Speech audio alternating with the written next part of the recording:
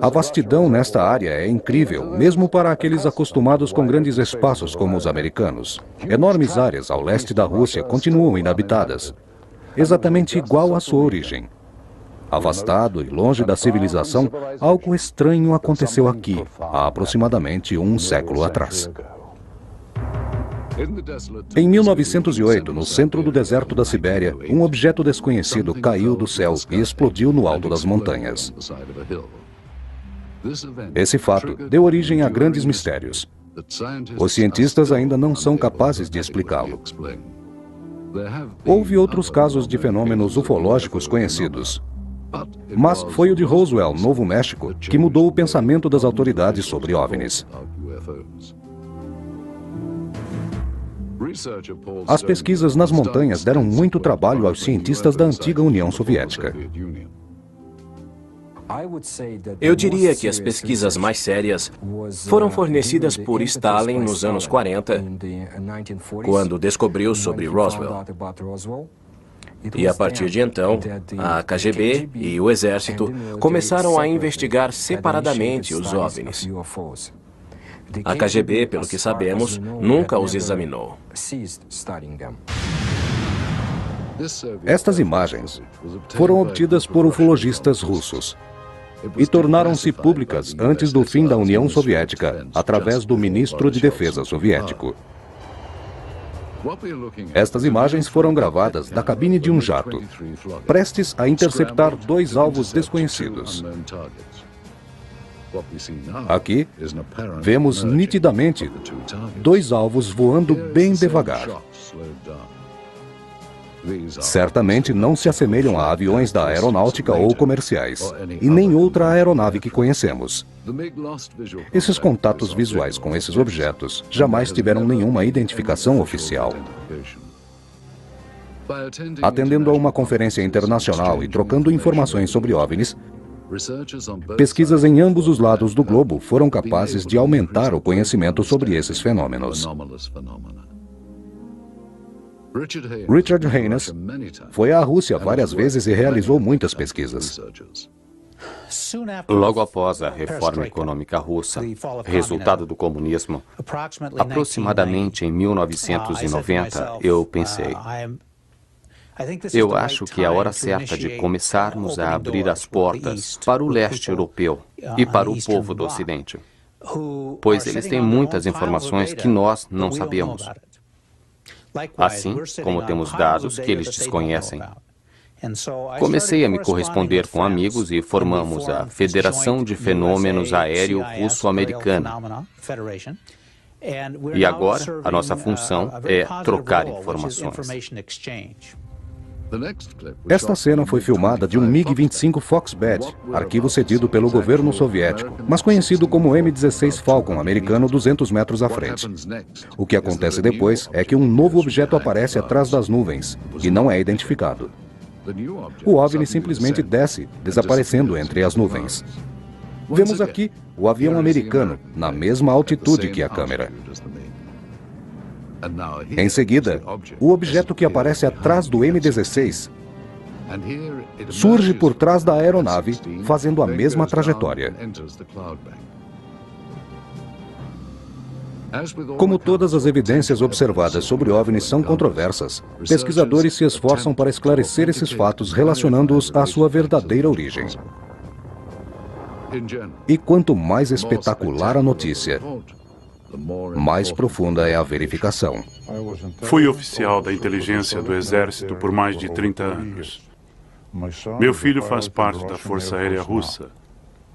Com certeza, em muitas ocasiões, a Força Aérea e a Marinha interceptaram naves que pensávamos que fossem de outros países, mas não eram aviões como os que conhecemos e não pertenciam a nenhuma nação da Terra.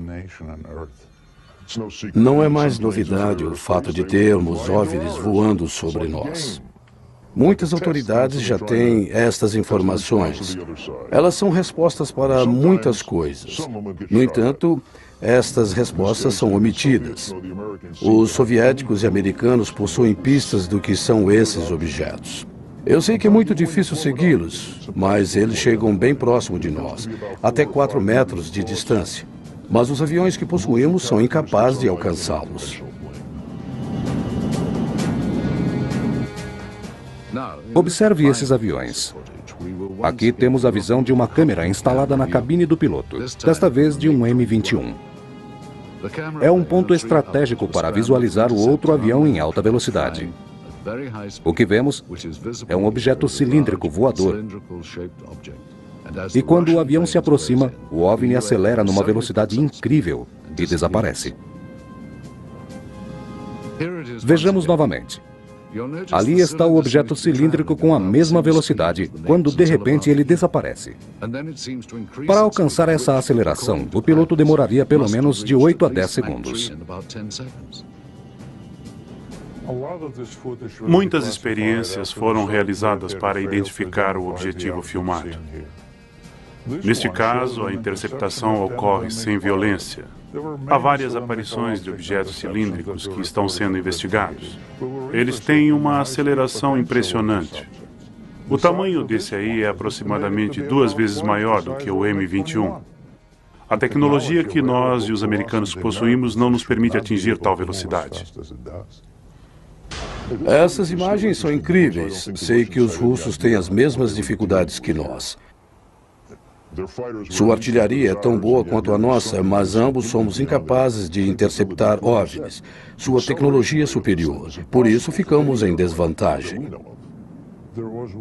No começo dos anos 90, ocorreu um trágico acidente, no qual 21 aviões com pilotos de várias nacionalidades se apresentavam em território russo. Tudo correu bem até o momento em que um dos aviões perdeu o contato com a torre local e com outras aeronaves. Ninguém sabia o que estava acontecendo, mas era uma fatalidade. Este é o momento exato da colisão, seguida de um barulho ensurdecedor. Os 2 pilotos morreram subitamente. O que deixou as autoridades intrigadas é que se tratava de oficiais experientes, mas somente após uma investigação minuciosa, descobriram que a causa não foi acidental, mas que foram atingidos por um objeto desconhecido. Os Estados Unidos interceptaram uma transmissão de rádio a qual copiamos. Aparentemente, pilotos russos estavam com o M-21 e M-23 e interceptaram algo não identificado. Tudo que sei é que não era um avião e jamais relataram o número de vezes que o exército soviético interceptou OVNIs. Uma das histórias mais incríveis que encontramos foi contada pela primeira vez no livro OVNIs na antiga União Soviética, do russo Veniamin Gogorian Vereshchagin.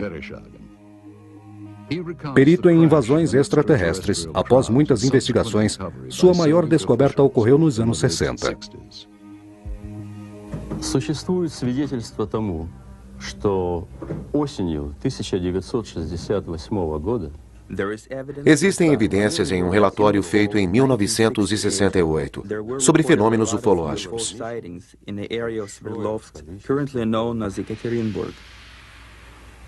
27 ноября многие жители поселка Березовский Свердловской области. Os fenômenos surgiram em novembro de 1927. Os relatos são de pessoas que moravam próximo às áreas afetadas. Вдруг один шар стал падать. Elas descreveram a queda de 3 bolas de fogo sobre as montanhas. Houve uma grande explosão. O barulho foi ouvido a quilômetros de distância. Em poucos dias, uma foto do local saiu em um artigo. В которой говорилось о том, что взрыв, услышанный многими, O artigo dizia que a área devastada era do tamanho de um enorme ginásio de esportes. Segundo as informações dos pesquisadores, o jornal também dizia que alguns moradores dessas áreas encontraram um material desconhecido. Esta é uma cópia de um jornal russo de 29 de novembro de 1968. Estampava como manchete principal: o que era isso? O artigo relatava algo extraordinário. Parecia a queda de uma nave. Traduzimos da cópia russa. 5 bolas de luz incandescente apareceram no horizonte e começaram a se mover em direção à cidade. 4 delas se moviam em direções opostas, e a 5ª rapidamente começou a perder altitude e desapareceu na floresta. Poucos segundos após seu sumiço, houve uma grande explosão na floresta. Mas a declaração oficial informava que a explosão foi provocada por um incêndio num armazém de pólvora número 27. E a culpa foi de um funcionário que teria provocado o incêndio causador da explosão. E por isso, teve que indenizar o governo pelo material destruído. Em seu livro, Benjamin Vereshchagin fala da existência de vários rolos de filmes sobre esse assunto. Para esclarecer melhor o assunto, Vereshchagin nos levou ao mercado negro, onde conseguimos estes materiais. Checamos as informações contidas neles e encontramos novas evidências. Se este filme corresponder à história de Vereshchagin, isto é uma nave caída em Sverdlovsk, filmada por militares. O que estamos procurando está aqui, bem diante dos nossos olhos. Vemos oficiais próximos ao caminhão, liderados por um general. Enquanto isso, chega mais uma tropa, liderada por um major. Os 2 grupos se juntam próximos ao objeto. Este filme é um dos rolos que estamos investigando. Estes grupos trocam informações e segredos livremente. São o que os russos chamam ufologistas. É estranha essa cooperação entre eles sobre esses fatos. Frequentemente, vultos de OVNIs são filmados por qualquer cinegrafista amador. Por outro lado, há quem relate contato com seres alienígenas, com os quais a maioria dos pesquisadores mantém um certo ceticismo. Muitos psiquiatras e psicólogos consideram histórias de abdução alienígena mais intrigante do que os ufologistas. As pesquisas feitas sobre relatos oficiais na antiga União Soviética, apesar do governo tê-las negado, encontraram casos documentados de abdução. Estes fatos acontecem tipicamente com uma forte luz branca e brilhante sobre as pessoas, que ficam hipnotizadas e se sentem atraídos pela luz, como se estivessem fora de seus corpos. Outras veem uma porta gigante sendo aberta em sua frente, de onde luzes fortes saem e são impulsionadas a atravessá-la. Mas não são capazes de descrever o que havia no interior da suposta nave, só não esquecem dos flashes brilhantes. Destacamos o caso desta mulher, Harriet Council, perita médica. Ela descreveu o uso de objetos que se assemelham a ferramentas cirúrgicas, usadas para implantar algum tipo de chip em sua cabeça. No momento da abdução, a pessoa sente muito medo e ao mesmo tempo fica incapaz de reagir. Elas eram deixadas no lugar onde estavam antes do rapto e não sabiam distinguir se foi um sonho ou não. Porém, ao checarem seus relógios, descobriram que havia se passado muito tempo sem que percebessem. Eles perderam a noção do tempo. Muitos abduzidos possuem uma marca em seus corpos, que parece ser de uma agulha ou outro instrumento médico. No entanto, esses relatos não podem ser confirmados. E essas histórias ainda são contadas principalmente na antiga União Soviética. Seriam esses planos secretos de membros da agência do governo? Este prédio hostil bem atrás de mim um dia representou o local da maior e mais temida agência de inteligência do mundo. Por que a KGB estaria interessada no que muitos considerariam ficção científica? No começo do comunismo, os soviéticos guardavam segredos em Washington sobre as execuções do governo. Mas para a Rússia não era novidade. Durante o mandato do czar Nicholas, a polícia secreta espionava todo mundo. Havia agentes nas estações de trens, hotéis e teatros. Após a Revolução Russa, o governo aprovou a criação de sua própria polícia secreta, tornando-se o poderoso Ministério do Sistema Soviético. Para continuar a caça aos comunistas, o homem que liderava a polícia secreta, Lavrenti, se tornou um ícone da Revolução. Após a morte de Stalin, a polícia secreta se tornou conhecida como Comitê de Segurança do Estado, a KGB. E com o fim da Guerra Fria, surge a imagem da KGB nas agências internacionais de espionagem. Ninguém estava livre da espionagem. E a KGB era a melhor agência secreta que existia, de olho em quase todo o mundo, com a maior polícia secreta da Europa Ocidental e mais de 300 mil agentes. Seu exército possuía 17 unidades em postos estratégicos divididos em espionagem, serviço secreto e segurança interna. A divisão que correspondia ao Diretório Técnico e Científico era a unidade responsável pela aquisição de informações tecnológicas e matérias ultra-secretas. Os agentes do governo tinham interesse na observação de OVNIs. É provável que o exército soviético tenha se associado ao exército russo. Mas quais seriam as vantagens para os soviéticos? Há muitas especulações sobre a natureza do incidente em Roswell e seres alienígenas. Evidências conclusivas e ao mesmo tempo contraditórias. Em 1997, apareceram OVNIs na América do Norte, logo após a reportagem de Roswell, mas se tornaram casos encerrados. A história foi recontada sugerindo que tudo não passou de um engano.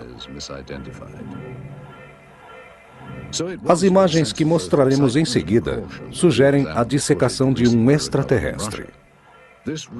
Este filme contém imagens interessantes. Exame científico ou médico em um corpo orgânico. A dissecação é feita por cientistas que falam em russo. Parece ser um espécime diferente. O líder da operação descreve os passos e anota as medidas que estão sendo tiradas. Após alguns minutos, há uma mudança no ângulo da câmera.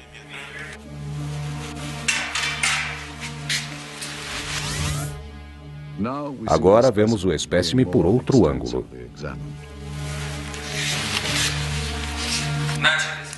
Por favor, segure deste lado. Dê-me um instrumento. Este tecido é duro de cortar. Vamos tentar com o cortador. Segure em ambos os lados.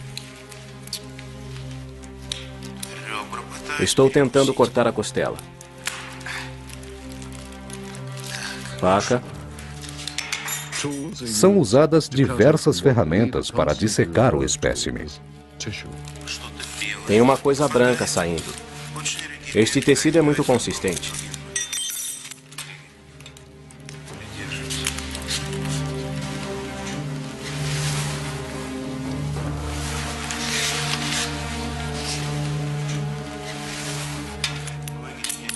Ajude-me a abri-lo. Instrumentos. Não, fósseis. O cientista descreve as partes que são removidas tentando desvendá-las.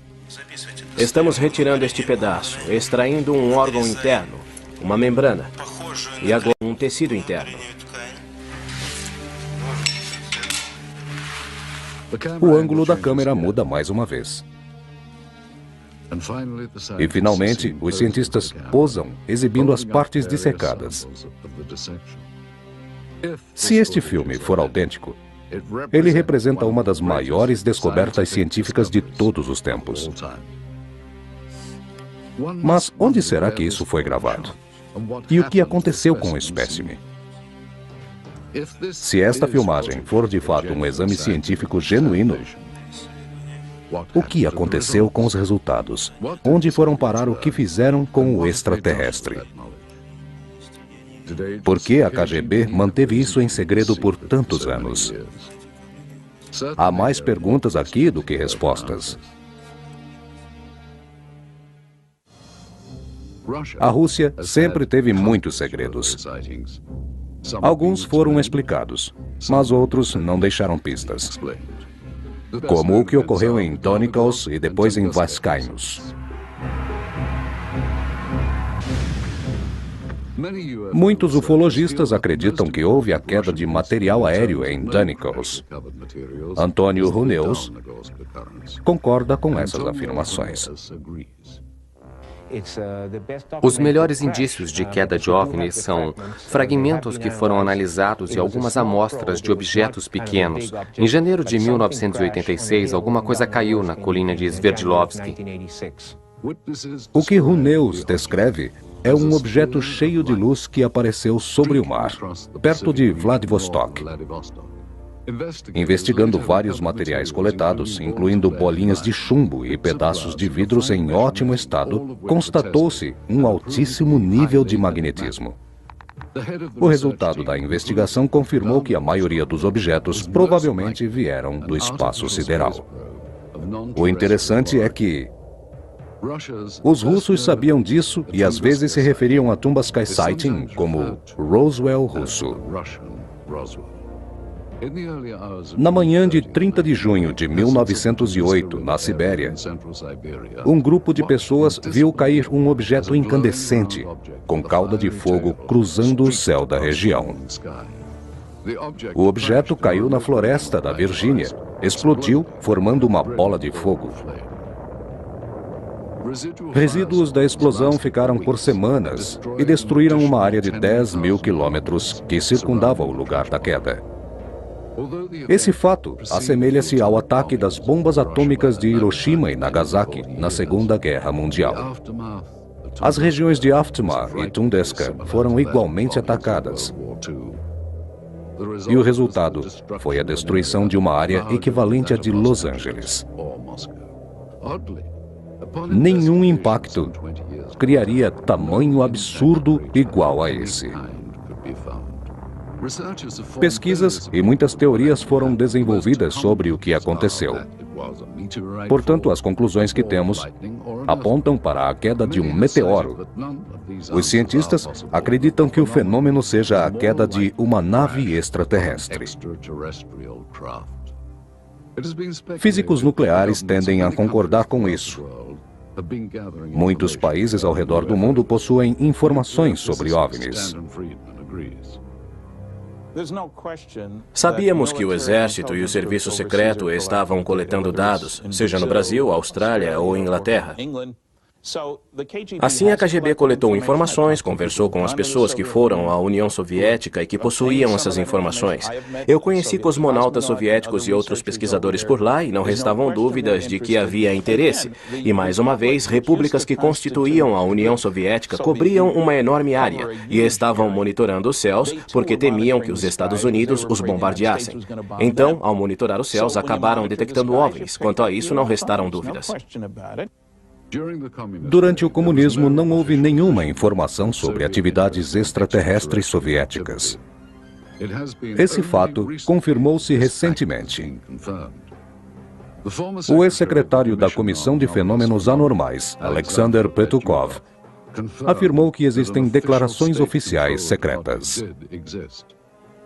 В рамках этой комиссии, когда в силу своей деятельности она начала планомерный сбор информации.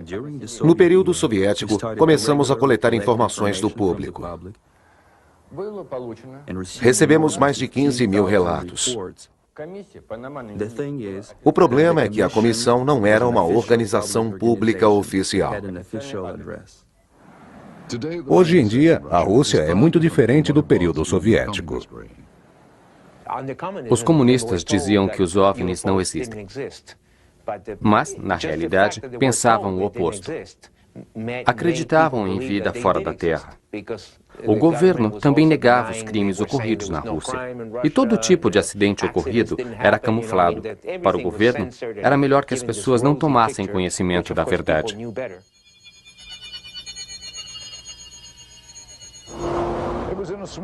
Foi por volta dos anos 60 que a Academia de Médicos e Cientistas puniu espiões americanos e apreendeu um dos planos mais bizarros do mundo da inteligência. Durante o período em que estive no Congresso Soviético de Operadores da Inteligência, passei a maior parte do tempo em Moscou. Tínhamos interesse por programas tecnológicos avançados. Novas armas e um sistema de propulsão foram desenvolvidos, enquanto a CIA usava todos os meios para obter informações sobre projetos de pesquisas espaciais. Fiquei em Moscou por 1 ano e meio com mais 2 oficiais do serviço secreto. Na minha equipe havia informantes russos do Ministério da Defesa. Trocávamos segredos e informações sobre tecnologias militares. Acredito que essa tecnologia veio de OVNIs. Os agentes secretos davam informações confusas aos oficiais americanos. Essa era uma tática para despistá-los. Quando os soviéticos começaram a trabalhar com o serviço de inteligência, eu tinha certeza de que era sigiloso. Estavam encobrindo algum fato importante e mantendo isso em segredo. O cientista Richard F. Haynes acredita que os soviéticos possuem boas razões para se interessarem por OVNIs. Eu acredito que o exército soviético sempre teve muito interesse em fenômenos ufológicos. Durante muitos e muitos anos, ele monitorou esses fenômenos através de controle de tráfego aéreo, posição de radares, pilotos militares e também por outros relatos. O governo não conseguia encontrar uma razão consistente para tais fenômenos e, por essa razão, eles testavam e espionavam o que se movimentava no espaço. Se você for ao exército, você verá o quanto isso é levado a sério. Este filme foi produzido pelo exército russo. Nele, aparece um objeto que permanece no chão. Oficiais e agentes civis aparecem examinando e colhendo informações. Este é um dos filmes que encontramos na Rússia. Após examiná-lo, descobrimos que o objeto foi filmado por 2 câmeras. Uma estava num caminhão com um cinegrafista e a outra apoiada num tripé. Quando os soldados passam, o cinegrafista vira-se, seguindo a tropa. Agora a visão da câmera do tripé. Observe um cinegrafista em cima do caminhão. As 2 câmeras mudam de ângulo várias vezes durante as gravações, sob ordem dos superiores. Enquanto isso, mais uma tropa chega ao local. Veniamin descreveu o caso. Весной же 1969 года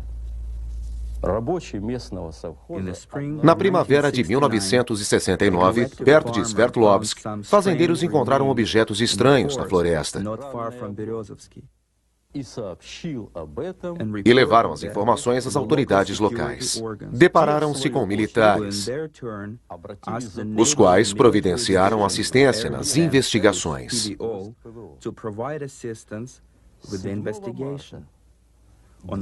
Em março de 69, 2 oficiais da KGB lacraram tudo. Знаете, в дальнейшем события приняли более такой масштабный характер. По просьбе КГБ были привлечены. A KGB pediu para o exército da União Soviética que trouxesse o resultado das investigações. И в результате уже очень тщательных обследований были найдены Após investigarem o lugar, encontraram um objeto com a forma de um disco gravado com uma de suas metades no chão. Поначалу органы безопасности предполагали, что A KGB achou que aquilo viesse de aviões americanos espiões ou de naves soviéticas. George Filer, um major aposentado da Força Aérea Americana, não se surpreendeu com o interesse dos russos nesse assunto.